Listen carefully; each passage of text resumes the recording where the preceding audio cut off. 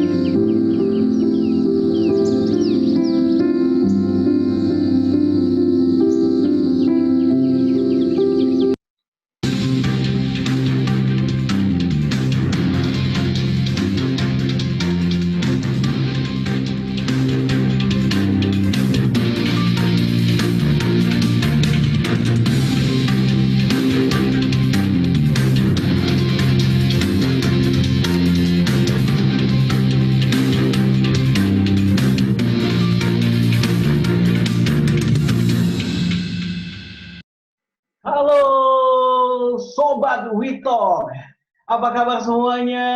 Semoga siang hari ini sehat selalu. Saya ingin mengucapkan selamat datang di Witalk, program talk show online yang didukung oleh LV Penthouses and Residences by Alam Sutra yang akan membahas beragam topik mulai dari bisnis, kesehatan, hingga hobi di setiap minggunya. Nah, Sobat Witalk, di episode kali ini, Witalk yang didukung oleh CMB Niaga akan membahas topik mengenai saving, investing, or surviving, khususnya di tengah situasi pandemi COVID-19. Nah, bicara soal saving, investing, or surviving, dalam keadaan pandemi seperti ini, ada berbagai pilihan dan yang bisa kita lakukan. Pertama yaitu menabung dan berinvestasi. Ya sama pentingnya, namun memiliki pengertian dan tujuan berbeda. Nah, bicara soal menabung berarti menyisihkan sebagian penghasilan agar dapat dipakai sewaktu-waktu dengan mudah. Nah, biasanya menabung bertujuan untuk menutup suatu kebutuhan spesifik dalam jangka waktu yang singkat. Adapun berinvestasi berarti upaya mengembangkan dana untuk mencapai tujuan dalam periode lebih panjang, ya, artinya lebih dari 1 tahun. Misalnya Anda perlu mengembangkan dana untuk pensiun, investasi yang bisa ditempatkan di berbagai instrumen seperti ada reksadana, saham, properti, dan juga bisnis real. Risiko produk investasi biasanya lebih besar daripada tabungan. Maka itu imbal hasil yang bisa Anda dapatkan pun bisa lebih besar ketimbang tabungan. Dengan kondisi yang dihadapi sekarang, apakah bertahan? Yang artinya tidak melakukan apa-apa menjadi opsi? Atau apa nih baiknya yang kita lakukan? Nah, Sobat Witalk, bersama saya Rudy Herman, kita akan bahas topik yang hari ini kita akan lakukan, yaitu saving, investing, or surviving. Dan sudah ada bersama-sama dengan saya, yaitu Bapak Ali Tranghanda, CEO Indonesia Property Watch Advisory Group. Halo Pak Ali, apa kabar? Baik, baik. Sehat semua ya. Mantap. Yes, halo, senang ketemu Pak Ali. Iya, selamat sore semuanya. Kemudian juga ada Bu Christine Wibowo. Apa kabar Bu Christine? Baik, General Manager selamat of sore. LV Project Alam Sutra. Makin cantik ya Bu Christine ya. Fresh terus Karena ya. karena nggak keluar rumah Pak, di rumah terus. Oh, di rumah aja terus ya. Tapi tetap berkarya terus ya Bu Iya. Christine ya. Kemudian Iya. juga ada Bapak Heji Mogi, Mortgage Secured Loan Business Head from CIMB Niaga. Apa kabar Pak Heji? Baik, Pak. Yes. Sehat semuanya ya. Saya semua, oke. Dan juga saya ingin menyapa Sobat Witalk dimanapun Anda berada, semoga dalam keadaan sehat selalu. Oke, sekali lagi, halo Bapak Ibu semuanya, ya sehat-sehat semuanya ya Bapak Ibu ya. Oke, baik, kita akan mulai sesi program talk show kali ini ya. Nah, pertama-tama saya ingin menanyakan kepada Pak Ali. Pak Ali, menurut Anda apa ini yang Anda lihat nih Pak Ali terhadap bisnis keseluruhan termasuk industri properti dalam keadaan seperti ini? Nah, pilihannya antara saving, investing, or surviving. Nah, menurut Anda seperti apa nih Pak Ali? Silakan Pak Ali. Ya, ini sebetulnya kita dihadapkan pada satu kondisi yang memang datangnya tiba-tiba, gitu ya. Jadi tidak ada yang prediksi sama sekali, semua prediksi statistik pun itu semua mentah semua, karena suddenly tiba-tiba ini COVID-19 muncul, gitu kan. Jadi kalau kita berandai-andai, Pak, emang saya sebenarnya nggak percaya statistik ini kapan COVID-19 akan mereda, gitu. Tapi banyak terlalu naif sebetulnya, karena ini sebuah krisis kesehatan yang sebetulnya akan sangat sulit diprediksi karena ini alam, gitu ya. Kalau ekonomi segala macam kita bisa prediksi, mungkin bisa lebih gampang prediksinya. Tapi gini, ini sebetulnya terjadi saat ini itu masih gelombang 1, Pak. Ya, gelombang ke-1 artinya pandemi COVID-19 ini belum sampai puncaknya. Banyak yang melihat puncaknya akan terjadi di Mei, Juni, Juli. Ya, jadi sebetulnya kalau kita lihat triwulan 1 ini masih properti, ada yang bilang ini masih aman-aman aja. Iya, cuman hati-hati di triwulan 2. Triwulan 2 ini mungkin kita harus antisipasi, bukan takut, tapi kita harus antisipasi karena mungkin itu terjadi puncaknya di sana. Nah, setelah Mei, Juni, Juli puncaknya, kita harapkan di Agustus gitu ya, Agustus ini mulai masuk gelombang kedua, ini gelombang ketiga nanti. Gelombang ketiga ini kita dihadapkan dengan skenario apakah nanti akan terjadi resesi ekonomi kalau COVID-19 ini dampaknya terlalu besar terhadap ekonomi, terhadap financial institution, itu bisa terjadi krisis ekonomi, ya. Kita harapkan jangan sampai terjadi financial crash yang terjadi tahun 98. Itu bahaya, ya. Mudah-mudahan itu tidak terjadi. Kalau financial crash terjadi, itu pasti terjadi resesi ekonomi. Nah, skenario kedua ini skenario recovery. Artinya sebetulnya saat ini masyarakat sebetulnya kan masih mempunyai daya beli, beda dengan krisis 98, ya. Jadi daya beli ada, cuman nggak bisa keluar nih uangnya, ya. Sebagian memang daya belinya tergerus, iya, gitu kan. Ngatur cash flow, iya, gitu. Tapi ketika kita masuk ke gelombang ketiga, yang recovery, sebetulnya daya belinya ada, ya. Jadi kalau misalnya pemulihannya bisa lebih cepat dibandingkan krisis 98, dengan asumsi ini tidak terjadi financial crash, ya. Nah, itu kondisinya, Pak Ruby ya. Nah, kalau kita bicara tadi ada pilihan surviving, investing, or surviving, sebetulnya kalau kita bicara terminologi saving dalam arti sebenarnya menabung, itu sebenarnya dengan kondisi krisis kita nggak bisa menabung sebetulnya kan, ya. Nggak bisa, Pak ya? Nggak bisa ya. Jadi saving itu ini ada yang salah pemikiran menurut saya. Jadi kalau saving sebetulnya dilakukan orang ketika siklusnya naik. Ya, ketika ekonomi lagi bagus, semestinya kita saving. Kadang-kadang kita lupa, malah kondisi waktu saat itu kita hamburin uang, belanja dan segala macam. Ya, dan tiba-tiba krisis kita nggak ada saving lagi. Nah, tapi kalau yang udah saving, masuki tahap krisis seperti ini, artinya dia saving dalam arti yang berbeda. Saving dalam arti dia betul-betul dia menyimpan uangnya tidak kemana-mana. Sebagian dia buat membantu cash flow, karena sekarang pasti semua pengusaha mau menengah atas, menengah bawah gitu ya, semua pasti daya belinya, cash flow-nya terganggu semua gitu ya. Ada yang parah ataupun ada yang enggak, tapi rata-rata terganggu lah. Nah, saving ini digunakan untuk cash flow. Jadi pertama kali saya selalu berpikir ketika kita mempunyai saving ya saat ini cash gitu ya. Waktu itu kita udah bicara juga ya Bu Christine kan, kita masalah cash is the king, kita udah sepakat. Saat ini tuh cash is the king. Tapi ada yang lebih penting lagi, cash is the king, cash flow is the queen. Nah, saat ini tuh kayak rumah tangga, king and queen mesti jalan sama-sama nih. Selaras ya, selaras Pak. Selaras, jangan bapaknya kemana, ibunya kemana, kita mesti bersatu sama-sama, cash is the king, cash flow is the queen. Selama itu cash flow-nya bagus, cashnya bagus, kemudian pengelolaan cash flow-nya bagus, itu sebetulnya momen ini bagus untuk investing. Kenapa saya bilang bagus investing? Kondisi seperti ini, market menunjukkan trennya melambat, bahkan ada koreksi harga. Hmm. Dalam teori properti, teori investasi manapun, ketika harganya di bawah, melambat, itu sebetulnya bagus untuk investasi. Ya, jadi tadi, tapi sebatas, saya selalu mengingatkan investor, Pak, saya beli lagi, Pak, kita pikirnya cash ada, Bapak ada, tapi tolong Bapak antisipasi. Cash flow-nya Bapak kuat enggak sampai akhir tahun minimal, gitu kan? Ini jangan sampai kita nanti bilang, Pak, ini investasi tiba-tiba rugi cash flow-nya, wah itu jadi makin stres kan, Pak.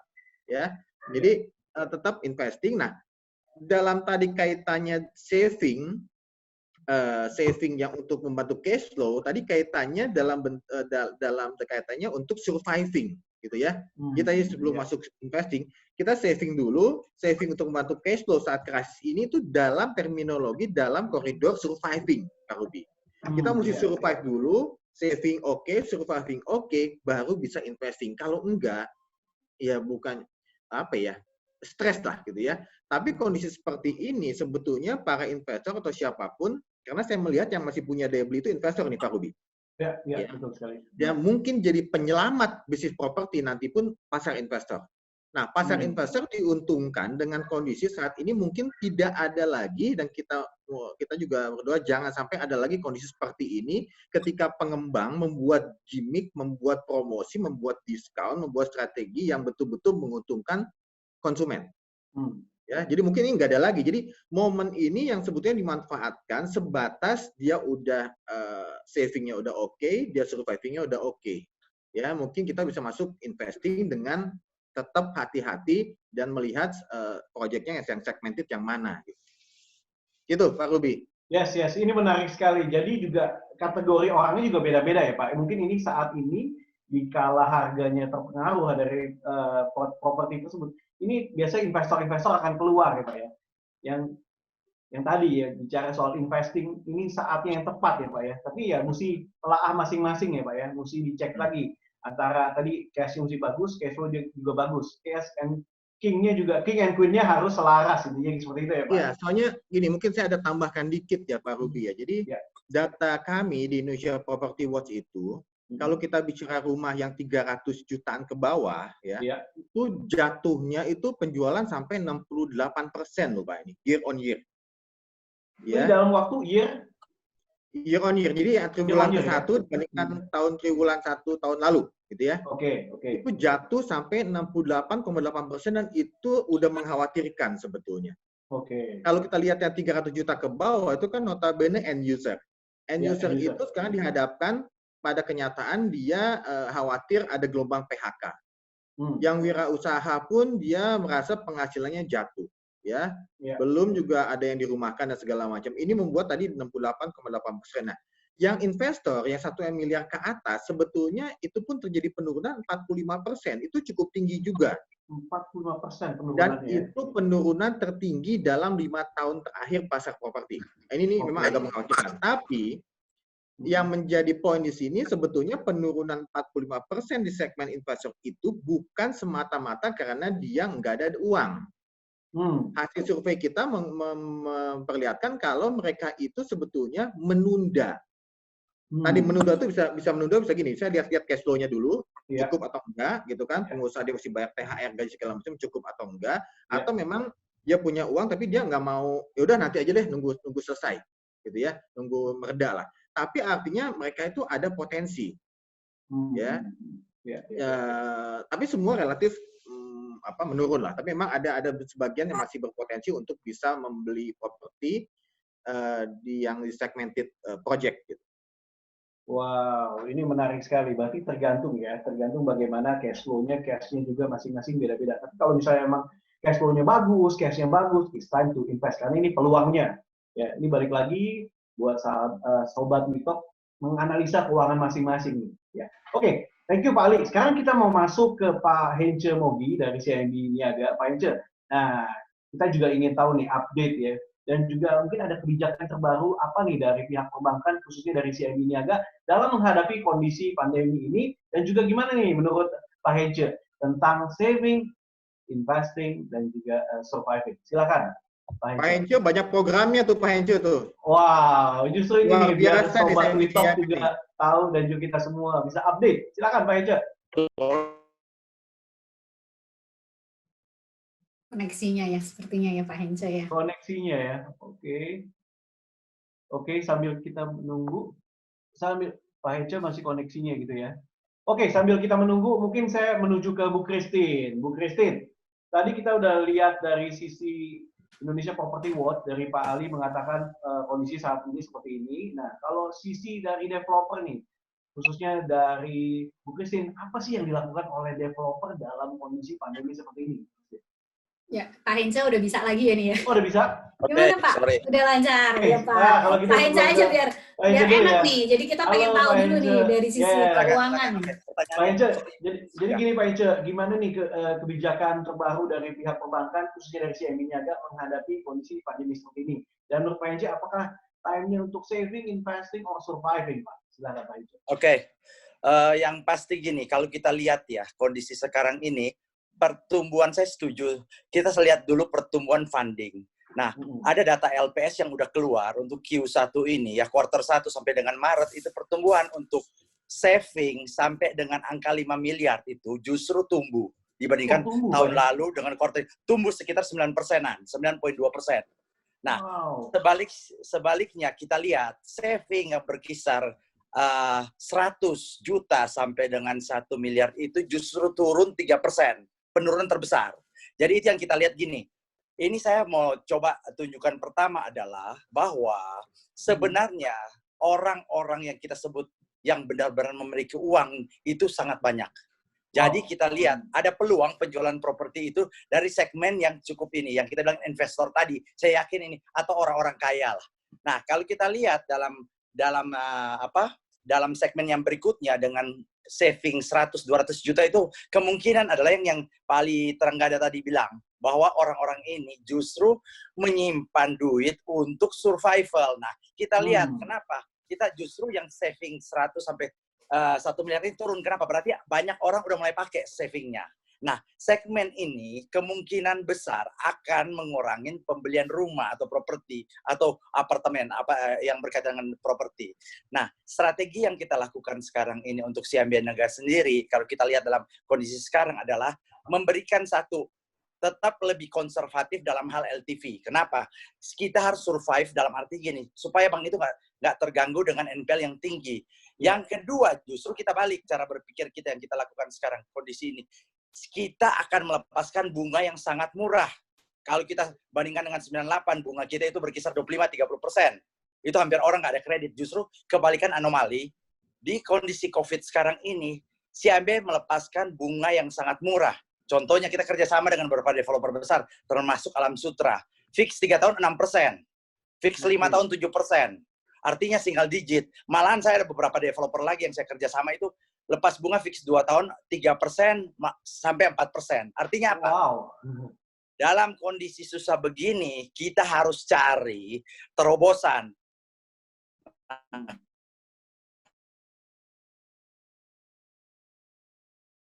Sobat Wito, mohon maaf, sinyalnya terganggu.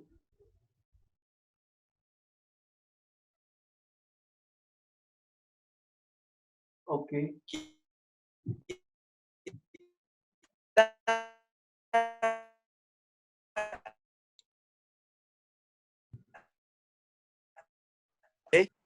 Halo, iya Pak Hence, silakan kembali.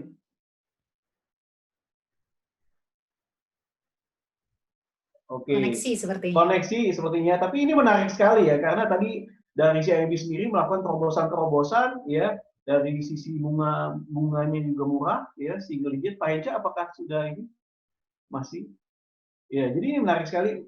Kalau dilihat ya, Pak Ali Terenggada, kita ngomong juga tadi yang 100 sampai 1 M itu penurunan kepake, berarti bisa kepake juga beli properti nih Pak Ali. Pak Hence udah balik lagi nih. Oh, Pak Hence balik lagi, silakan.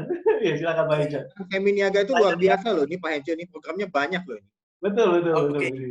Iya, silakan Pak Hence. Kita lihat sekarang ini program kita sangat menarik, banyak sekali. Justru dalam kondisi susah kita bantu dengan bunga yang sangat murah. Nah, yang satu lagi kita punya produk andalan sekarang namanya ekstra manfaat. Artinya gini, kalau teman-teman yang ikut dalam join web call ini, misalnya mau ambil kredit 1 miliar, dia punya tabungan di bank itu 1,2 miliar. Nah, kita bisa gabungkan, artinya kita bisa dia simpan, kita merge ke antara funding dengan loan kita, asal dia ada pinjaman 1 miliar, duit 1,2, itu dia bisa dapat bunga 0%. Wow. Kalau misalnya dia Hmm. punya pinjaman 1 miliar, dia punya tabungan 200 juta aja, itu kurang lebih bisa ngurangin juga bunga. Apalagi contohnya begini, kalau kita kerjasama dengan beberapa developer, dia udah subsidi bunga 3%. Wah, lagi Oke. semangat nih. Semangat banget ya, tapi jaringan mohon maaf. Nah ya. ini saya Iya. mau tambahkan dikit ya. Ini Iya, saya silakan Pak Ali, kenapa- silakan. Kredit. Kenapa Seminiaga ini mungkin salah satu bank yang agresif inovatif karena memang KPR ekstra manfaat yang tadi Pak Hence. Nah ini Pak Hence udah. Pak, sorry Pak, Udah. saya tambahkan dikit nih Pak. Silakan, Ini silakan. penting nih. Iya. Jadi karena KPR ekstra manfaat ini yang kita nilai salah satu program KPR yang paling inovatif. Ya. Jadi kita melihat dari beberapa KPR ini paling inovatif itu ekstra manfaat. Maka saya selalu bicara dengan Pak Hence, Pak ini memang yang produk ini yang harus disosialisasikan, diedukasi ke masyarakat. Karena saat ini udah kepake kan. Karena dia bisa kayak ibaratnya back to back ya Pak ya, back to back ya. Ada dana berapa, dia nggak usah mengeluarkan semua uangnya ya Pak ya. Nah, Silakan, Pak Hence dari Pak Hence deh. Yang Iya, silakan Pak Hence. Ya. Jadi dia satu tabungan, dia bisa gabungan berapa tabungan tuh Pak? Gabungan berapa tabungan ya? Jadi dengan dana mengendap yang ada di situ akan mengurangi beban bunga. Saya rasa ini produk yang produk yang tepat ya Pak ya. Yes Pak Hence. Saya nih masalah koneksi nih. Oke. Artinya kalau saya lanjutkan produk dalam arti gini, ada 9 tabungan bisa link dengan loan itu dan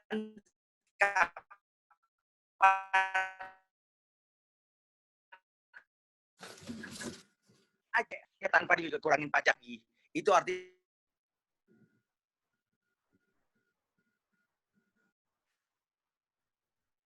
ya mohon maaf sobat Witalk, ya kita mengalami gangguan teknis. Ya, tapi ini menarik sekali Pak Ali ya. Jadi khususnya untuk para investor yang punya dana juga dia nggak usah keluarin semuanya ya Pak Ali ya. Untuk dana bisa ditabung ya Bu Christine ya.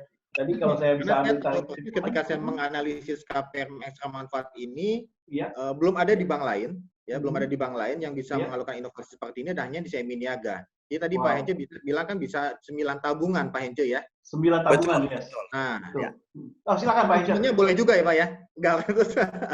Oke, itu aja sih yang kita lakukan sekarang ini untuk inovasi dalam keadaan COVID. Kita tetap selalu membantu dan kita nggak pernah menghentikan kredit. Malahan kalau saya lihat Q1, saya ada tumbuh sekitar year to date-nya 2,5%.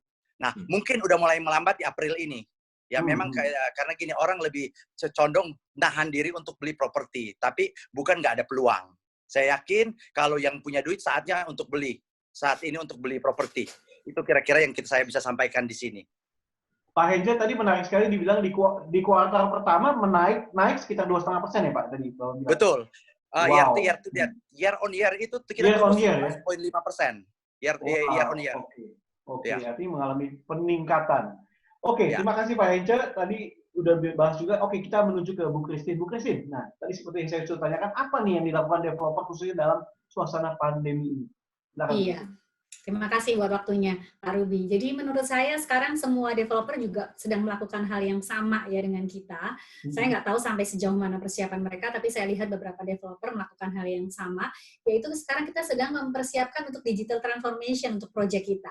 Karena kondisi seperti ini benar seperti kata Pak Ali, kita nggak pernah tahu dan kita nggak pernah mau. Ini datang tiba-tiba tidak diundang. Tamu yang tidak diundang tapi datang gitu ya. Jadi kita melakukan saat ini yang kita lakukan digital transformation dan sehubungan dengan proyek baru kita yang saat ini mensponsori acara WeTalk dari minggu ke minggu yaitu LV. Kita sebetulnya mau launching itu di bulan Maret Pak Ruby, di Maret akhir ya. Tapi tahu-tahu tamu ini datang dan kita nggak disangka dan akhirnya kita menunda. Tapi saya ingin cerita sedikit bahwa ada poin plus. Mungkin apa yang saya alami ini juga dialami bisa jadi insight buat semua sobat WeTalk. Bahwa saat kami menunda itu ada beberapa poin plus. Kenapa? Karena harusnya kita udah launching dan sekarang kita tunda, kita ada waktu kita untuk mempertimbangkan lagi. Dan ternyata kalau kita pelajarin COVID ini ada beberapa hal. Yang pertama adalah social distancing. Saya setuju banget bahwa saat ini kita tidak ada yang pernah tahu grafik ini mau dibawa kemana. Apakah bulan Juni adalah the end of everything? Apakah bulan Juli justru sampai Juli itu adalah peak-nya? Atau sampai akhir tahun? Atau bagaimana? Tapi satu hal yang pasti, Pak Ruby. Setelah ini, pola bisnis nggak akan sama lagi. Social distancing itu tetap akan berlaku. Karena setiap orang sudah ngerti bahwa yang namanya COVID ini bisa datang tiba-tiba. Mungkin besok nggak COVID, namanya beda lagi. Tapi itu akan ada. Dan karena waktu adanya social distancing ini, yang membuat kita ada waktu sehingga dari Alam Sutera sendiri menginovasi produk kita, salah satunya dengan membuat fitur touchless exit dan entry ya. Jadi kita bikin fitur baru, jadi kalau masuk ke apartemen, keluar, tadinya harus pakai tap card, kita nggak usah pakai tap card, nanti pakai teknologi Bluetooth. Kemudian functional dari ruangan, dari unitnya, dengan fasum-fasum yang ada di apartemen juga kita bikin touchless ya. Jadi kita semakin ada waktu, jadi itu poin positif buat kita. Yang kedua, setelah social distancing, yang kedua adalah PSBB, work from home. Semua dari kita sekarang sedang PSBB, sedang work from home, atau kalau dibilang lockdown, Indonesia semi-lockdown lah ya. Nah, ini yang coba kita bayangkan, kalau rumah kita nggak di apartemen ya, mungkin kalau rumahnya klaster masih oke, Pak Ruby. Kalau rumahnya Pak Hence, rumahnya Pak Ali kan di jalan raya gitu ya. Itu buka rumah udah jalan raya, udah nggak bisa kemana-mana gitu ya. Tapi kalau kita apartemen, kita masih ada space, Pak. Seperti di LV itu kita 4 hektar luasannya dengan berbagai fasilitas yang ada. Di situ ada coworking-nya, ada library, ada macam-macam.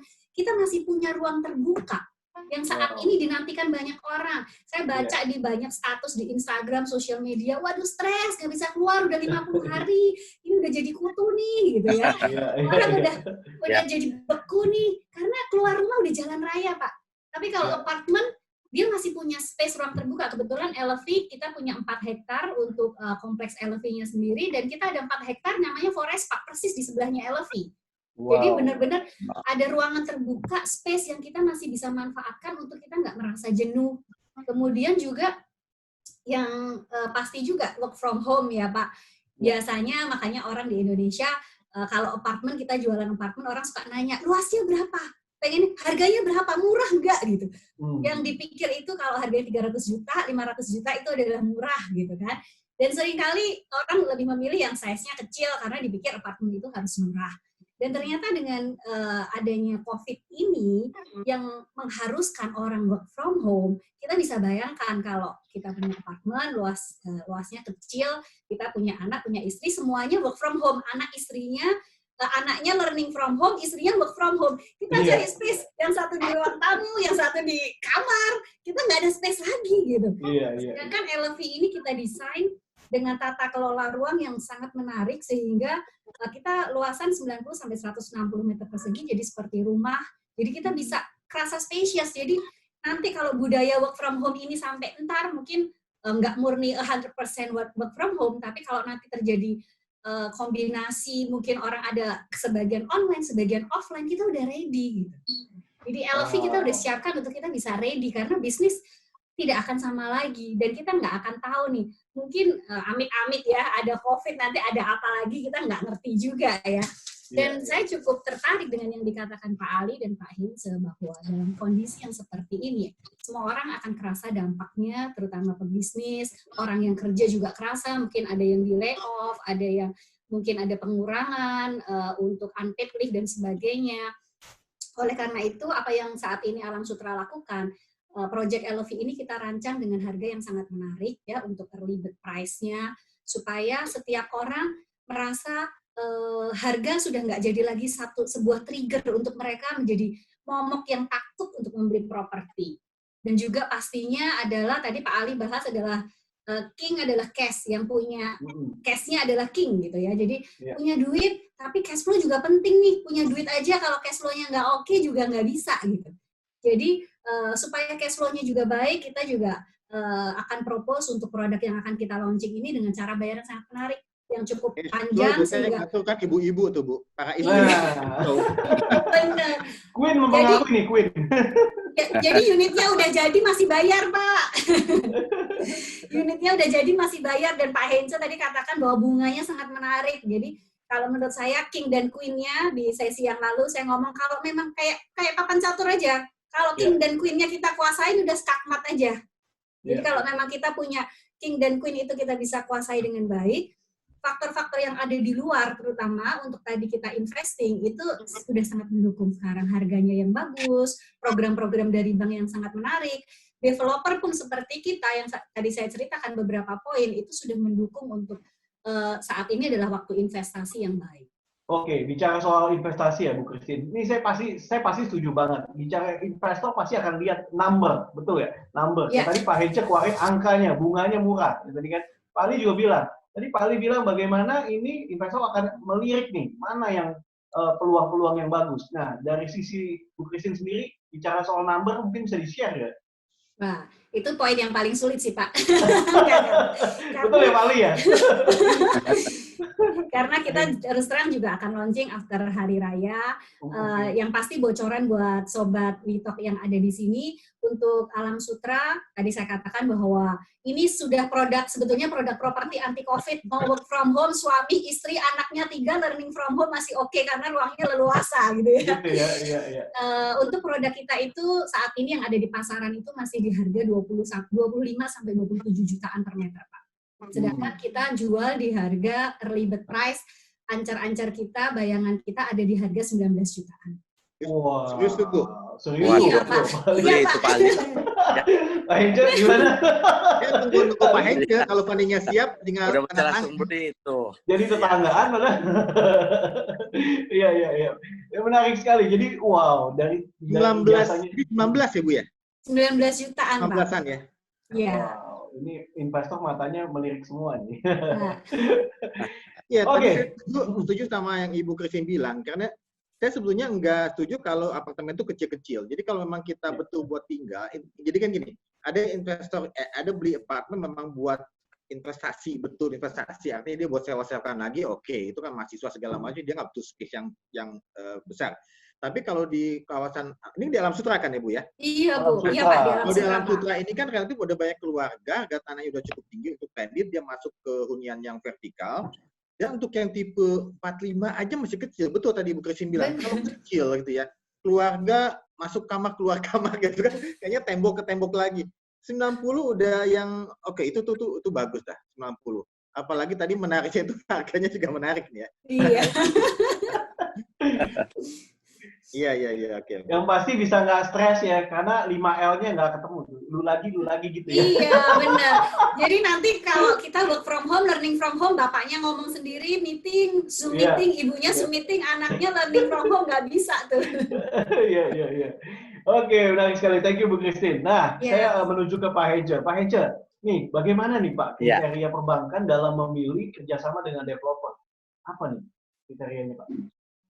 Oke, simpel aja ya. Saya kan kebetulan juga udah 20 tahun di bidang ini. Saya tahu persis yang pertama yang kita pilih. Kalau saya udah kerjasama ya si Ambi Niaga itu hampir kurang lebih 800 developer, hampir seluruh Indonesia kita kerjasama. Kecuali di Irian sama Ambon yang belum ada proyek yang kita kerjasama. Nah, satu kriteria yang paling penting adalah apa? Masalah bahwa reputasi dari developer itu sendiri. Saya kerjasama dengan Alam Sutra ini sebelum di bank sini pun saya udah kerjasama 20 tahun lalu. Jadi satu yang paling penting reputasinya dia. Kedua land bank, berapa luas dia punya tanah. Yang ketiga masalah legalitas. Legalitas itu penting. Kepastian sertifikatnya. Itu aja yang ini. Karena ini semua kalau kita kerjasama ini tujuan akhirnya adalah apa? Untuk melindungi konsumen kita.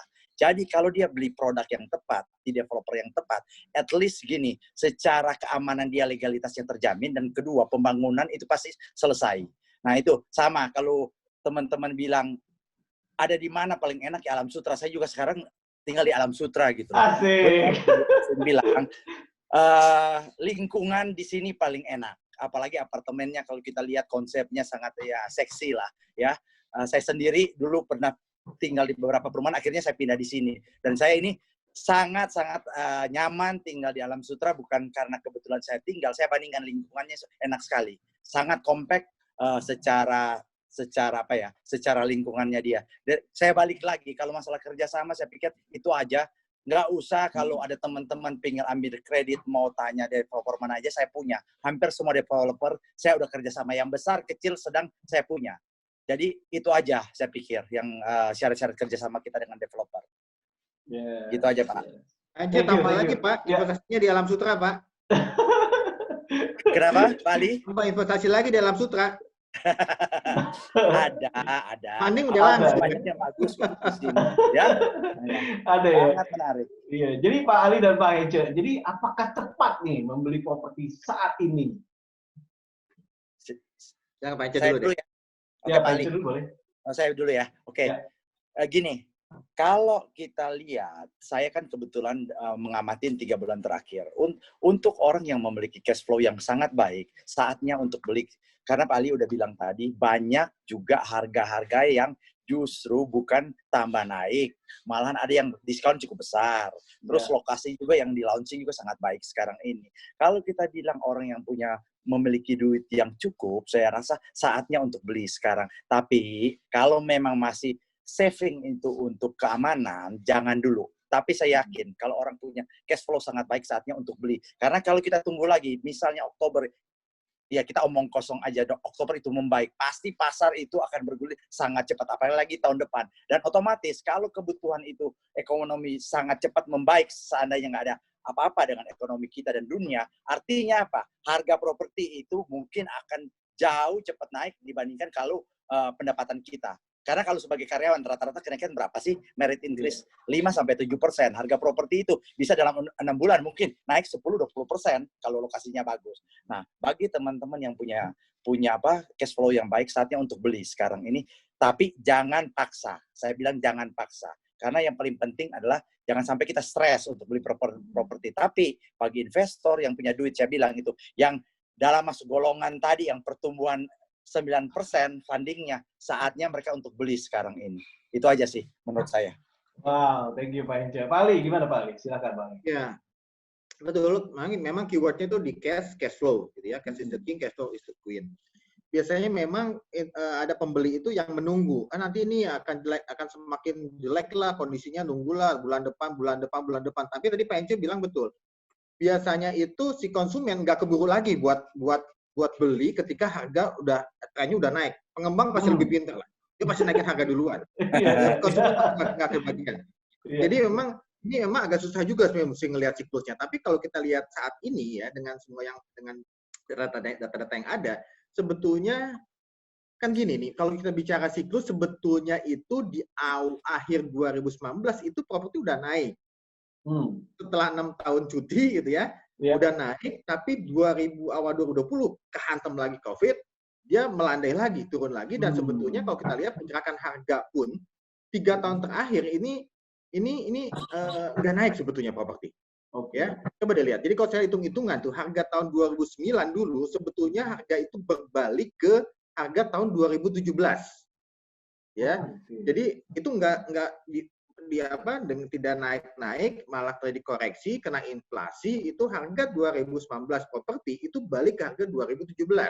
Dan 2020 ini sebetulnya konsumen diuntungkan dengan kondisi seperti ini, tadi Pak Ece bilang, agak anomali dengan krisis 98 karena financial crash. Di sini sebenarnya fundamentalnya secara banking nggak masalah, secara funding nggak masalah, banking pun relatif aman, pengembang pun sebetulnya relatif aman, gitu ya, meskipun cash flow-nya terganggu, tapi bukan financial crash. Dan itu membuat pengembang ini berlomba-lomba untuk menjual dengan harga yang menurut saya bukan murah lah, ya. Ini relatif bersaing sebetulnya. Tapi gini, investor itu jangan terpancing dengan harga murah. Ada pengembang saya lihat diskonnya yang gede-gedean, tapi bukan itu yang kita lihat. Ketika kita mau tadi yang saya kaget juga sih dari 25 pasaran 25 jadi 19 itu yang saya mau gambarkan saat ini sebetulnya Bapak dan Ibu cari informasi dulu apartemen sekelilingnya itu harganya berapa gitu ya. Ketika ada harganya yang di bawah itu jangan terpancing dulu dengan harga murah. Bapak dan Ibu pastikan dulu kualitasnya seperti apa. Siapa yang pengembangnya siapa, kualitasnya track record seperti apa, dan kalau perlu tanya ke pembeli-pembeli yang udah pernah beli di pengembang itu gitu. itu akan membuat referensi tersendiri yang bisa menentukan yes atau no untuk investasi. Ya mungkin Oh, saya boleh nambahin dikit Oh, ya Pak boleh Rudi ya. dong, boleh dong, silakan. Karena lagi hot nih ya. Silakan Bu Christine. Karena tadi Pak Ruby udah nanya-nanya angka, jadi tanggung banget gitu ya. Ya saya setuju banget ya, benar. Mungkin orang ada juga yang berpikir di antara para sobat TikTok ya, saya dulu beli di harga sekian, kenapa ini dijual di harga 19? Ini jangan-jangan satu, mungkin barangnya lebih jelek. Atau kedua, waduh saya ketipu dong beli yang dulu harga saya di sekian gitu ya. Memang mungkin yang mau saya luruskan yang pertama adalah bahwa jangan tertipu dengan harga murah dan harga mahal itu dari nilai kuantum. Jadi orang sering salah. Harganya murah, apartemennya 500 juta, tapi semeter 25 juta. Sama aja, luasnya cuma 20. Kita harus membandingkan adalah harga per meter persegi. Karena sama kalau ketika kita beli tanah, kita beli rumah, tanah dan bangunannya harganya sesuai dengan nilai wajar nggak? Appraisal di daerah itu harganya berapa? Sekarang kondisi sedang seperti apa? Itu harus kita perhatikan. Jadi saya nggak setuju kalau orang ngomong murah dan mahal itu dari angka kuantumnya. Saya selalu nanya luasnya, harga per meternya, lokasi di mana dan sebagainya. Baru kita harus bandingkan apple to apple. Karena apple nggak bisa dibandingkan dengan pete Pak, beda gitu ya. Satu sayur beda gitu. Harus apa Pak? Jadi harus sama nih, ya kan? Kemudian yang kedua, kalau dulu saya beli harganya sekian, kenapa sekarang jadi sekian? Bapak Ibu, menurut saya mungkin memang penurunan itu terjadi. Benar seperti kata Pak Henje, kata Pak Ali, bahwa dalam kondisi seperti ini banyak orang yang ada urgensi, ada kebutuhan lain untuk menutup cash flow sehingga mungkin akan dijual lebih murah dan sebagainya. Tapi mungkin ada pertanyaan juga, kenapa nih Alam Sutera kok bisa jual harga sekian nih? Mungkin ada yang beli di sekitaran Alam Sutera dengan developer lain dengan harga yang lebih mahal ya. Mungkin saat ini karena saya tidak dalam kapasitas menjual, jadi saya mungkin nggak sebutin barang kita seperti apa. Nanti saatnya launching kita akan infokan ke Bapak Ibu semua bahwa saya cuma mempositioningkan produk kita, kalau mau apple to apple, produk kita ini sebetulnya di harga 25 sampai dengan 27 juta. Tapi karena kondisi yang seperti ini, basicnya gampang. Dari developer pemikirannya simple. Developer nggak rugi, market juga bisa absorb. Karena kan nggak mungkin Alam Sutera, developer properti, masa jualnya masker? Kan nggak mungkin, Pak. Jadi kita jual properti ya. Jadi kita cuma berpikir bagaimana kita nggak rugi. Bagaimana kita tetap bisa menjual. Bagaimana kita tetap bisa survive. Dan bagaimana market bisa absorb. Oleh karena itu, produk ini dibuat sangat seksi. Sangat seksinya kenapa? Karena market pasti bisa absorb di harga kita.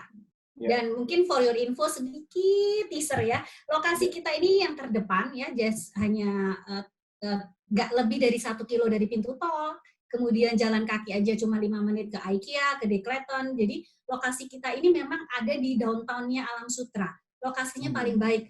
Dan sebagai info, bulan lalu kita menjual shop house atau bisnis arcade kita jumlahnya 42 unit dalam waktu 1 minggu dan semuanya lewat online di harga 3,5 sampai dengan hampir 6 miliar dan kita jual habis, tinggal masih ada 2 aja, menunggu Bapak Ibu yang mungkin mau berminat ya, nanti boleh chat ya atau boleh direct ke saya.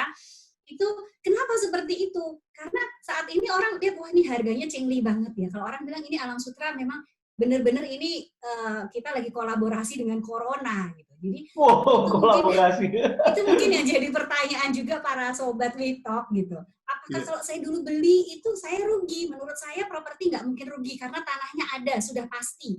Kalau kita saham, kita obligasi, worst case banget company-nya mungkin dia delisting dan sebagainya masih ada risiko itu. Tapi kalau properti sebetulnya hanya menunggu masalah waktu.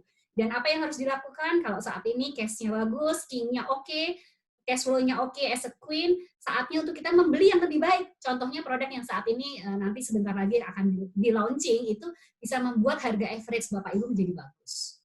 Wow, Bu Christine mantap banget nih.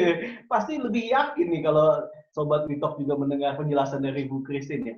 Oke, saya mau tanya secara garis besar saja kepada Pak Ali, Pak Henje. Jadi, basically, respon market terhadap investasi properti, mungkin singkat aja Pak Ali, Pak Henje, bisa dikasih sedikit cuplikan lagi Pak, respon market. Jadi ya, sebenarnya kalau kita lihat, saya malah melihat ada sisi lain di balik COVID-19 ini ya, dari masa daya beli.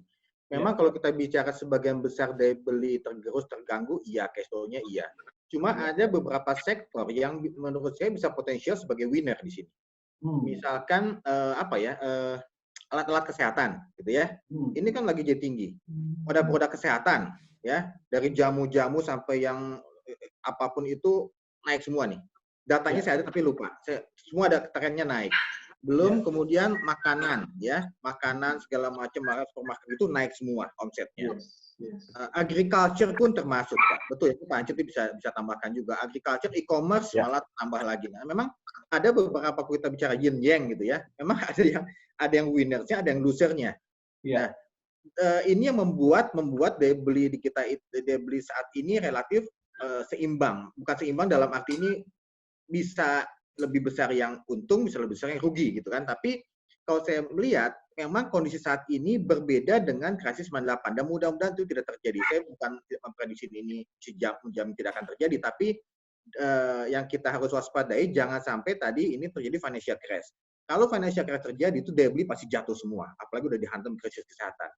Tapi kalau udah lihat dari data, sebetulnya potensi daya beli masyarakat properti itu ada. Gitu ya. Tadi Pak Ence juga bilang datanya 5.000, malah data saya itu 5.999 triliun, betul Pak ya? Itu diwakili oleh 3 atau 5% orang kaya. Dan itu datanya ada masih di bank. Artinya secara fundamental saving kita kuat. Ya. Masalahnya memang bagaimana market ini bisa bergerak, karena ini mesti bergerak. Kalau enggak, sampai 6 bulan, daya tahan pengembang itu 3 bulan. Kalau 3 bulan ini properti belum juga gerak, mungkin agak kerepotan juga. Ya, tapi itu tidak menutup kemungkinan ini COVID-19 ini kita harus yakini bukan sebagai sesuatu yang akan terjadi selamanya. Kalau dengan adanya siklus dan kita percaya semua itu, properti manusia pun ada siklusnya, artinya properti dengan kondisi setelah COVID, ya, akhir tahun kah, awal tahun kah, ini pasti akan tumbuh lagi. Jangan sampai investor yang smart itu jangan sampai mereka terlambat masuk, karena memang yang jadi pertanyaan jadi investor itu biasanya yang salah itu, oh iya ya udah telat ya. Jangan sampai terjadi seperti itu. Tadi Pak Ence bilang juga akan terlambat kalau masuk ketika properti udah akan naik lagi gitu ya. Jadi perhatikan, memang yang penting memang di sini sebetulnya selain investor memilih proyek properti yang segmented, di balik itu siapa gitu pengembang, itu penting sih. Karena di masa krisis apapun, pengembang yang punya track record yang bagus, dia tidak akan mengorbankan namanya gitu ya, untuk waktu sesaat, misalkan sampai nggak bangun, kayaknya nggak seperti itu deh. Termasuk mungkin Alam Sutra ya, bukan saya bicara di sini di Alam Sutra, tapi memang Alam Sutra termasuk best developer yang memang pegang komitmen lah, gitu ya. Dan setelah itu mungkin baru kemudian kayak yang Presiden bilang juga, kita lihat nih kualitasnya seperti apa, termasuk harganya. Jadi kalau kalian bilang, saya setuju dengan Pak Heje, kalau dibilang ketika cash flow-nya kita bagus, cash-nya kita ada, cash flow-nya kita bagus, saatnya buat investing saat ini. Gitu ya. Selama semuanya itu bisa kita cover, investing. Properti itu sebetulnya kapanpun tidak ada waktunya, Pak. Mau kapan belinya pun pasti untung. Cuman lihat timingnya aja kapan gitu kan. Jangan beli ketika harga yang itu kan gitu kan. Harga udah tinggi-tinggi masih dibeli juga, salah sendiri. Kalau kata ketinggian ya, itu salah sendiri. Kita udah warning juga, hati-hati. Tapi memang kalau kita lihat, kalau bilang saving, investing, surviving, memang pertama kita saving, investing, saving, ketika kita udah survive, ini waktunya untuk investing. Gitu loh, Pak Ruby. Wow, thank you so much, Pak Ali. Pak Heje, gimana Pak Heje? Oke, menurut saya, kita nggak usah pikir panjang. Ya, cash flow-nya bagus, harusnya udah waktunya beli. Kita lihat kan kebutuhan rumah sekarang itu tetap ada gap.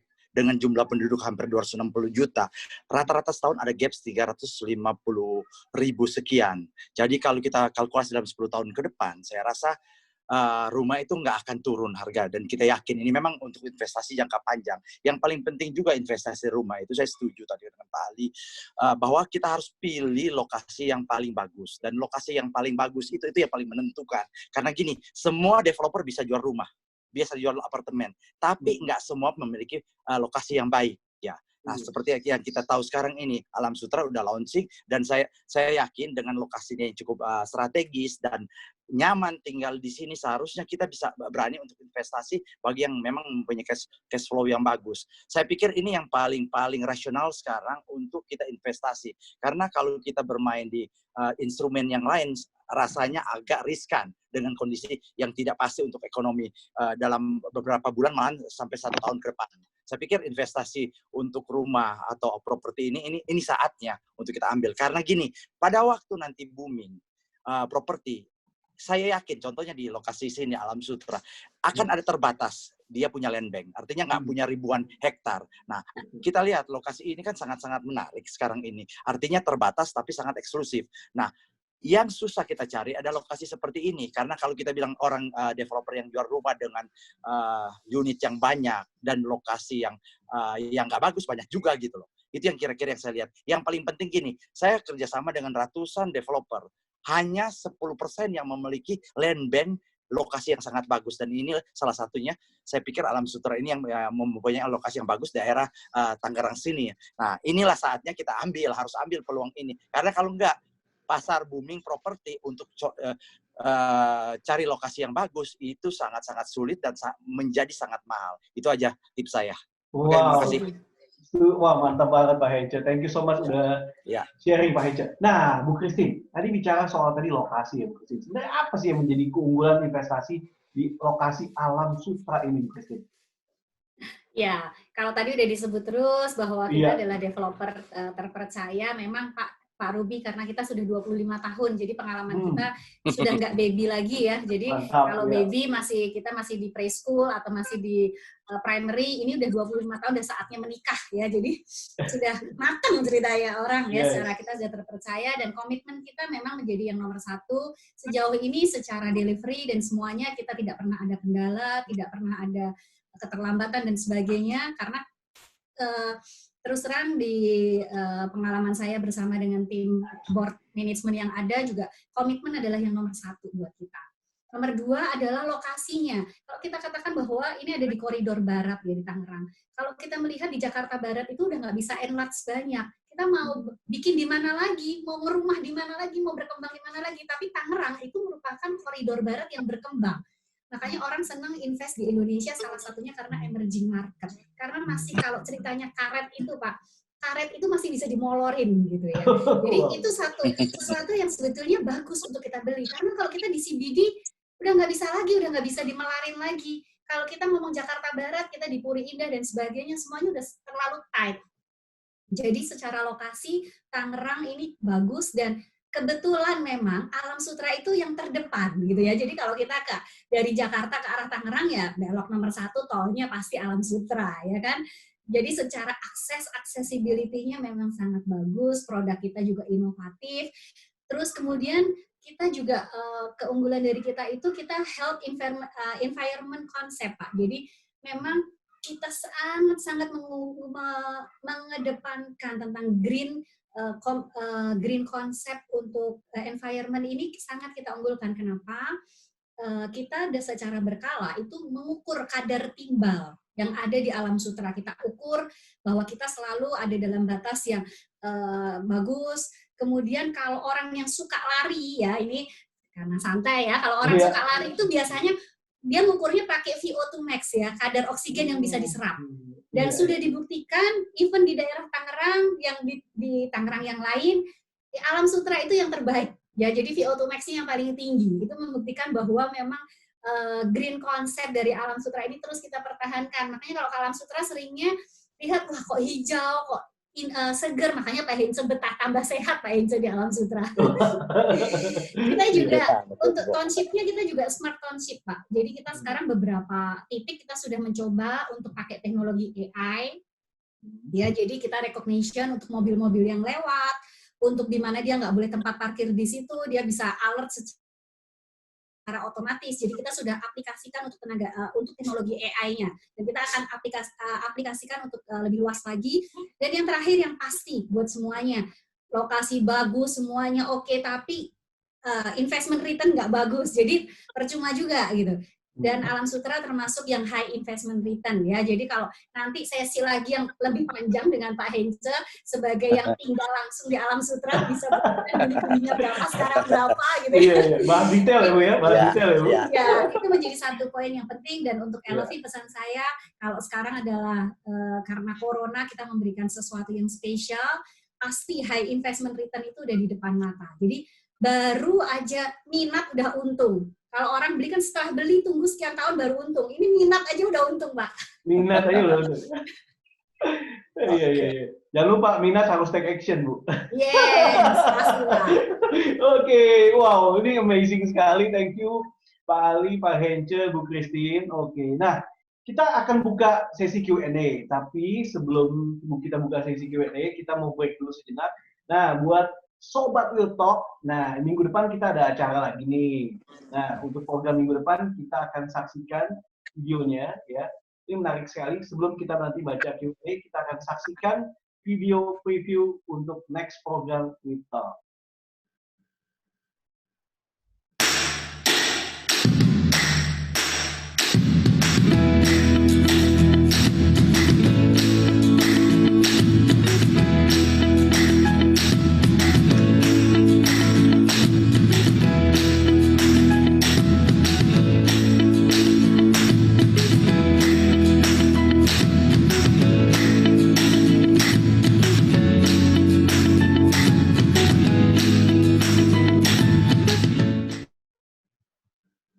Iya, oke. Kita sudah lihat buat next minggu depan ya, buat Sobat Witok bisa ikutan lagi. Nah, kita akan buka pertanyaan nih. Dan juga buat Sobat Witok nih, ada voucher nih, MAP masing-masing 100.000 bersama dari CIB Niaga untuk 5 orang memberi pertanyaan yang nanti bisa langsung kita jawab ya. Saya akan bacakan nih. Oke, baik. Ini banyak sekali nih sebenarnya yang bertanya ya. Baik, kita dari Sheni, Pak Ali. Ya, kalau kondisi seperti ini, kapan kira-kira waktu yang baik untuk menjual rumah agar bisa mengurangi hutang? Trennya bulan berapa yang lebih baik? Kemudian, kapan sih kira-kira kondisi pasar properti akan kembali normal, bahkan cenderung naik? Apakah 1-2 tahun ke depan atau 3-5 tahun lagi? Silakan, Pak Ali. Ya, sebetulnya kalau secara kondisi saat ini, sebetulnya ini bukan waktu yang bagus buat jual rumah sebetulnya. Ya, karena harganya itu sedang, ini bargaining ini ada di pembeli.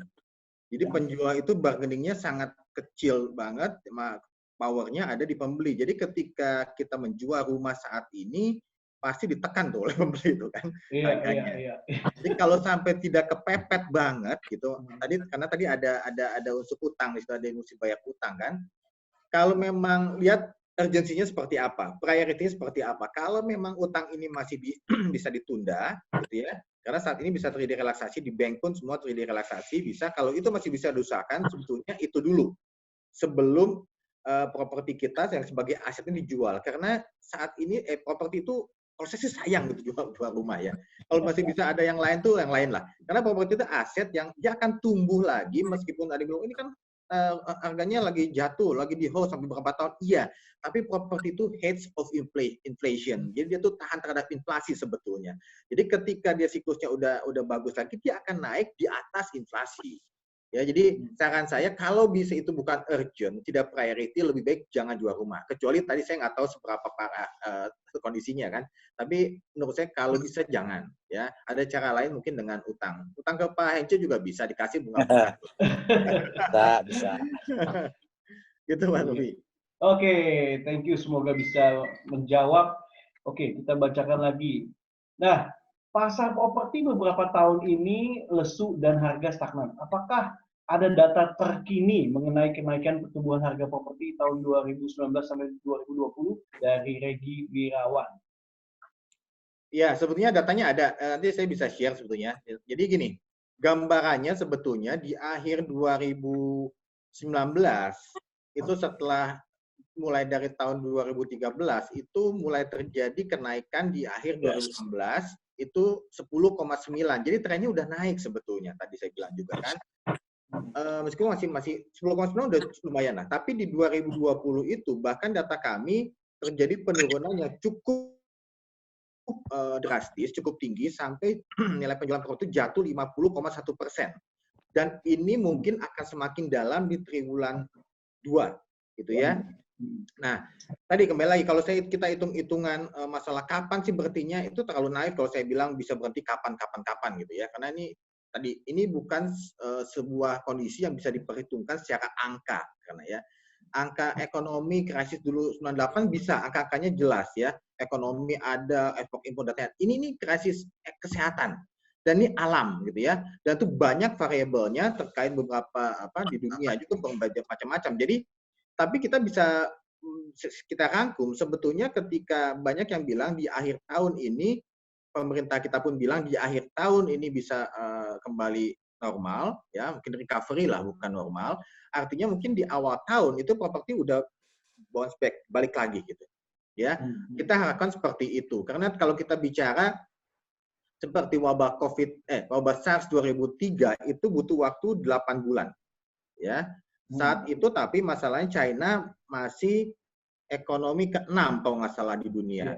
Nah, saat ini 2020 memang agak sedikit mengkhawatirnya karena Cina itu udah ekonomi kedua. Ya, dia menguasai ekonomi dunia kedua, jadi ketika naganya batuk, ini Asia batuk semua. Itu yang bahaya. Jadi naganya mesti sehat dulu karena ekspor impor pun perdagangan paling besar dari China. Wisatawan pun dari China. Jadi ketika naganya batuk, ya mesti diobatin dulu naganya gitu ya. Nah, itu yang agak mengkhawatirkan. Tapi memang dengan dunia itu udah relatif udah tahu kondisi wabah-wabah seperti ini dan penanganannya semestinya bisa lebih cepat. Kita harapkan seperti itulah. Ya. Jadi tidak ada yang bisa memprediksi sebetulnya, tapi kita lalu berandai-andai berharap ya tetap bersyukur aja, Pak. Ya. Oke. Tetap sehat. Oke. Tetap sehat. Yes. Nah, ini pertanyaan buat Pak Hence nih. Pak Hence, pertanyaan dari Erwin Ronuts. Ya. Apakah bunga KPR atau KP Asia Niaga bisa turun lagi? Wah, ini pertanyaannya seperti itu, Pak, dari Pak Erwin. Oke. Gini, kalau kita lihat suku bunga kita kan sangat-sangat rendah. Sebenarnya suku bunga normal saya itu yang fix 3 tahun 6,5, fix 5 tahun 7,7. Tapi dalam hal, contohnya pembelian dari developer tertentu ya, Alam Sutra contohnya, fix 3 tahun cuma 6%. Ada, ya nggak apa-apa ya saya sampaikan di sini. Beberapa developer lain malah fix 2 tahunnya itu 3,65, ada 4%. Artinya secara nggak langsung ini sangat murah. Tapi bilang akan turun lagi, saya rasa untuk sementara ini udah paling murah dulu. Karena gini, bukan masalah kita lebih murah lagi. Tinggal kalau CIMB Niaga sekarang ini caranya gimana untuk menurunkan dari 6% atau 7% itu ke angka 4%. Nah, saya lakukan apa sekarang? Ada 20 developer besar. Saya kerjasama sekarang. Dan mereka itu melakukan subsidi bunga. Artinya apa? Udah pasti kalau beli di 20 developer besar ini, teman-teman atau customer bisa dapat harga bunga yang murah. 3,65 contohnya fix 2 tahun loh. Ini paling murah sepanjang sejarah saya kerja itu mengalami konstruksi ekonomi 98, 2008 dan sekarang ini 2020. Jadi sangat-sangat murah sebenarnya ini kalau bunga sekarang ini. Oke. Betul sekali. Mantap. Semoga bisa menjawab pertanyaan dari Pak Erwin ya. Oke, kemudian juga tadi udah 3 ya. Ada Angrius Lee. Pak, apakah ada tips bagaimana cara kita mengatur cash flow dan alokasinya untuk investasi? Wah, siapa nih yang jawab nih? Buat siapa, Pak? Oke, kalau saya dulu ya. Boleh, gini, boleh. Dari sisi bank, saya sebagai orang kredit, saya ada tips untuk mengatur cash flow. Kita mesti pintar. Yang penting duit kita nggak kurang dulu. Nah, kita kalau mau beli properti itu jangan tunggu penghasilan kita bertambah dalam 1 bulan, 2 bulan. Itu udah telat, harga udah naik. Nah, umumnya orang kalau dalam kondisi booming akan melakukan apa? Nekat dulu kredit. At least cicilan itu bisa dibayar dulu. Nah, kondisi sekarang ini gimana untuk mengatur cash flow? Kalau kita punya 3 pinjaman, contohnya KPR di beberapa bank, paling utama kita lihat sekarang bunga, kita udah masuk ke bunga floating bukan? Kalau udah masuk ke bunga floating 11,5, 12%, 3%, untuk pintar-pintar dihitung, cepat-cepat dialihkan ke bank lain. Saya kan ada bunga sekarang fix 6%. Ibu bapak bayangkan aja, kalau punya pinjaman 1 miliar dengan bunga 11,5% floating, ibu pindahkan ke saya, itu dalam setahun bisa menghemat 150 jutaan pembayaran bunganya. Nah, itu kita harus berani melakukan pemindahan. Artinya saya sebut itu apa? transfer balance. Saya kan ada bunga murah sekarang, 6,5%, fix 3 tahun. Kalau di bank sekarang yang ibu bapak lagi kredit itu 12%, pindah kan artinya apa? At least cicilan bunga itu udah dipotong 50%. Cash flow-nya kebantu nggak? Kebantu. Itu secara saya sih. Ya. Yes. Oke. Dari sisi Pak Ali mungkin Pak Ali. Iya, itu tuh menarik tuh dari sisi transfer balance itu cukup menarik tuh dari sisi bank ya. Cuma kalau saya lihat gini, kalau saya lihat dari sisi cash flow itu seperti ini. Saat ini kan kita dalam kondisi normal, kita ada kos-kos kalau Bapak dan Ibu sebagai pengusaha, ada beberapa kos untuk tadi gaji karyawan dan lain-lain lah, ya kan? Saya lebih melihat bagaimana pertama kita bisa meng-cut kos-kos yang tidak perlu. Karena ini butuh efisiensi banget. Sampai batas tertentu, mungkin jangan sampai banyak karyawan kita yang cut loss juga, yang hilang. Ya. Mungkin ada penurunan, iya, misalkan ada gaji THR berapa persen turunkan. Bahkan di perusahaan saya bilang gini, mungkin THR saya turunkan, tapi itu utang dari si perusahaan ke konsumen akan dibayarkan ketika nanti kondisi udah membaik. Ya, jadi malah perusahaan utang sekarang ke karyawan. Karena karyawan toh sekarang THR pun nggak terlalu digunakan juga, karena tidak banyak yang pulang kampung, gitu kan? Banyak yang mudik. Nah, jadi pertama itu cut cost-cost yang memang masih wajar. Kalau menurut saya jangan sampai meng-cut karyawan yang udah ada, karena kita mencari loyalitas karyawan itu susah. Itu yang saya lihat di tahun 98 semua pada semua karyawan di PHK gitu kan. Ketika mau rekrutmen lagi, waduh itu susahnya luar biasa.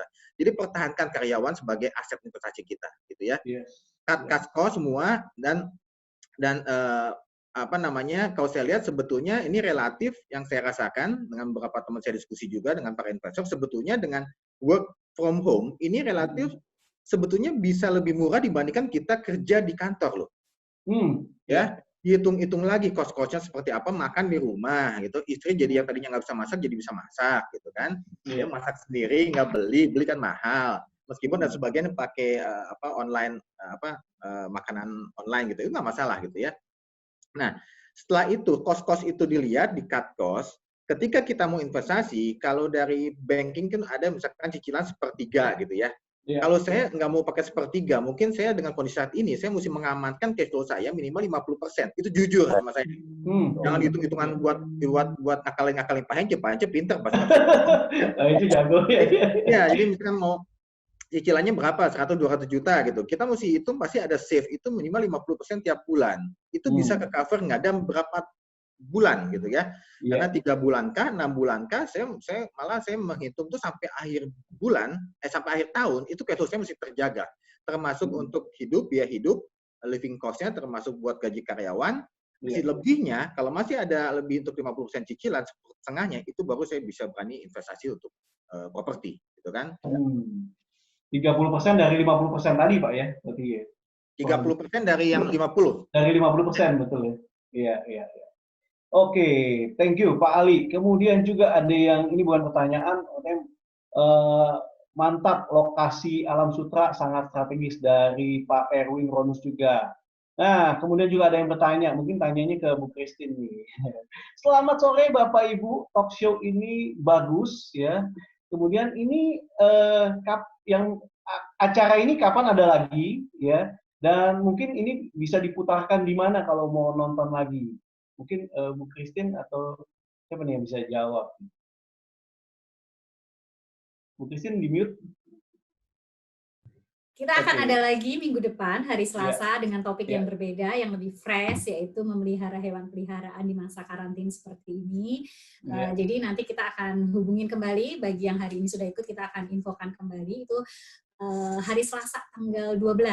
Dan bagi yang mau mendapatkan materi ini dalam bentuk recorded, nanti tolong cantumin di situ aja, nanti kita akan hubungin kembali, nanti kita akan aturkan dengan tim kita yang di back office. Iya, wow. Sebenarnya ini masih banyak nih Bu Christine, Pak Hence, dan Pak Ali, ini masih banyak pertanyaan, tapi karena juga waktunya terbatas. Nah, jadi saya mau tarik kesimpulan Bapak Ibu sekalian buat Sobat WeTalk yang dimanapun lagi berada, ya ada 3 tipe ya. Jadi bagaimana kita mesti cek lagi ke keuangan dari Sobat WeTalk kan ya. bagaimana Sobat Witok mesti analisa dulu keuangannya. Apakah waktunya ini saving, ya? Apakah waktunya surviving, gitu kan ya? Dicek lagi. Kalau misalnya tadi Pak Ali udah sampaikan harus punya dana darurat, ya. Kemudian dana darurat ini bertahan 6 bulan, ya. Kalau memang ada dana lebih, gitu kan? Dana lebih, nah bisa dipakai. It's time for investing. Mengapa it's time for investing? Karena dari investasi tadi dan juga pemilihan developer dan lokasi yang tepat ini akan membuat nilai value investasi Anda semakin tinggi. Yes. Jadi Sobat Witok tinggal analisa keuangan Sobat Witok bagaimana kondisi saat ini jika memang waktunya investasi. Nah, ini menjadi salah satu pilihan yaitu di LV by Alam Sutra. Oke, thank you so much Pak Ali, Pak Hence, Bu Christine, thank you so much. Ya, dan juga Sobat Witok sekali lagi terima kasih sudah bergabung ya di program Talkshow Online yang didukung oleh LV Penthouse Residence by Alam Sutra dan juga CIMB Niaga. Episode selanjutnya akan membahas bagaimana merawat hewan nih. Tadi kita udah lihat kan videonya merawat hewan peliharaan selama kondisi pandemi COVID-19. Jangan sampai lewatkan. Sekali lagi LV bekerja sama dengan WWF Indonesia memiliki gerakan nih bersama renovasi udara. Dan juga telah banyak perubahan terhadap bumi kita, terutama sejak terjadinya pandemi COVID-19 ini. Dan mari kita saksikan bersama apa saja yang terjadi berikut ini. Selalu ada rasa cemas dari dulu hingga hari ini. Sampai kapan berhentinya? Dalam hati bertanya. Banyak hal terjadi sampai kita menyadari. Alam semesta memutarbalikkan semua. Banjir yang pernah terjadi, wabah yang meluas tanpa kita sadari, hingga alam yang mengeluarkan isyarat perhatian untuk para manusia. Mungkin semua ini terjadi sebagai pertanda bagi kita untuk berhenti sejenak. Dan di balik semua ini, ada hal baik yang ikut terjadi. Bumi kita akhirnya istirahat setelah membawa beban panjang ulah manusia. Udara yang kita hirup kian membaik. Langit yang tampak lebih cerah. Sampah mulai berkurang karena gerak yang terbatas. Hingga lapisan ozon bumi kita yang juga mulai membaik. Rasa solidaritas kita yang kian memanas. Untuk saling membantu, saling menguatkan, bersatu melawan pandemi. Tetapi jangan sampai lupakan bumi sebagai rumah kita. Bantu bumi untuk dapat pulih lebih cepat. Ulurkan tangan, bersatu memperbaiki semua untuk kebaikan dan masa depan kita. Jangan pernah merasa tidak bisa beraksi nyata untuk bumi karena di rumah aja. Jadilah pahlawan sesungguhnya dengan ciptakan hijaunya bumi melalui renovasi udara cukup di rumah aja.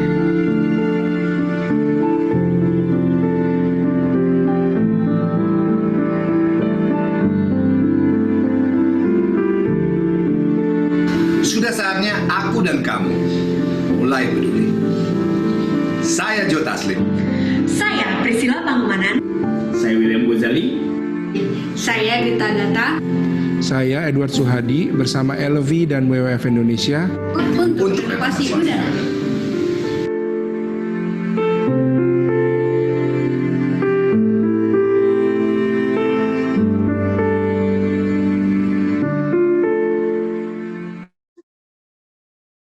Yes, terima kasih Sobat Witok yang sudah menyaksikan. Mari kita bersama sayangi bumi dengan renovasi udara. Baik, sekali lagi terima kasih buat Pak Ali, Pak Hence, dan juga Bu Christine yang sudah berbagi inspirasi. Yes, thank you so much. Sukses, all the best ya buat Pak Ali, Pak Hence, dan Bu Christine. Ya, makasih. Dan juga Sobat Witok. Yes. Pak Hence, sehat semua ya. Sehat Oke, semua. terima kasih juga Pak. Yes. Dan juga terima kasih buat tadi teman-teman yang sudah menanyakan. Banyak sekali pertanyaan sebenarnya. Tadi ada beberapa yang sudah dijawab. Ya, terima kasih sekali lagi. Ada Sheni, ada Regi Wirawan, ada Erwin, dan juga ada Anggris Lee. Yes, thank you so much sudah menanyakan dan selamat ya dapat voucher MAP masing-masing 100.000 persembahan dari Xiaomi Niaga untuk tadi bagi yang penanya. Oke, sekali lagi terima kasih Sobat We Talk. Sampai jumpa next week di episode berikutnya bersama saya Ruby Herman. Stay safe, stay healthy. Sampai ketemu. Sampai ketemu.